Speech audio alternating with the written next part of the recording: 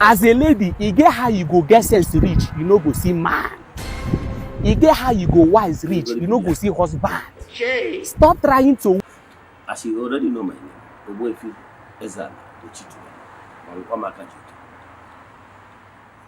joke. Make a video. You can't show you go one year. Masalo, you self-control. They are already submissive. All basic ingredients. Game, marriage, you go one or last year. Kebe eziokwu bụ na mmadụ na onwere formula eji anụgị na nwunye. Ihe dị mkpa bụ ịmụ ya partner, mmadụ the do's and don'ts. Ihe ahụ ọ sị gị wee sọrịa, were sọrịa ya. Itekikwana for granted.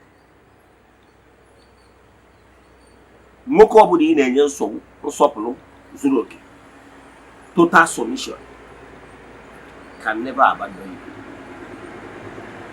What do you get? You want that?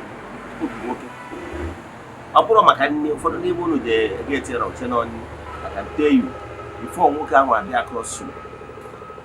Or the born on an Akamaka, they was born a year in every year. Enjoy. I won't know Maka no make a walk and wine. I want to take me.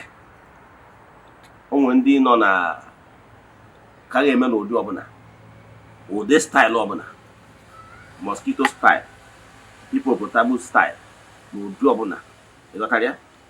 Ọ bụrụ maka ya. Mana o nwere value ị ga na-add n'ebe nwoke nọ, ọ kachasị irube isi. Maka ndị kwuru okwu si na irube isi ka ịchụ aja mma. Obedience is better than sacrifice. Once a man can get total obedience from you, believe in me, no matter whatever that is their shortcoming, no matter whatever that is challenging or challenges, the marriage, the man will still stand by you. Oh, one working, very easy. Now, 1 year, no matter if you open also yablo, makana 1 year, but 1 year, obedience and well self-control. So watch that video. Learn from this advice, put it into practice, and it shall be well with you. Don't nag with a man. Don't cross your boundaries. Obu ni nyochaba ka efu ihe anyị chọrọ efu. Otu ụbọchị efu ihe ikwesịrị ka efu. And ibe akwa ikwesịrị ka ibe. And naruo bụ unu ikwesịrị ka ị naruo. Yes. Allow this sleeping dog lie. Let me stop here. Watch that video and learn from it. Thank you. As a lady, you get how you go get sense reach, you no go see man. You get how you go wise reach, you no go see husband.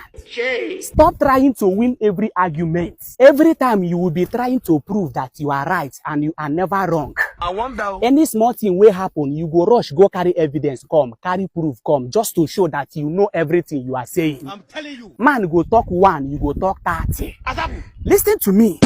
Some ladies don't know the difference between being submissive and being controlled. From the moment you start knowing the difference between these two things, you realize what I'm saying.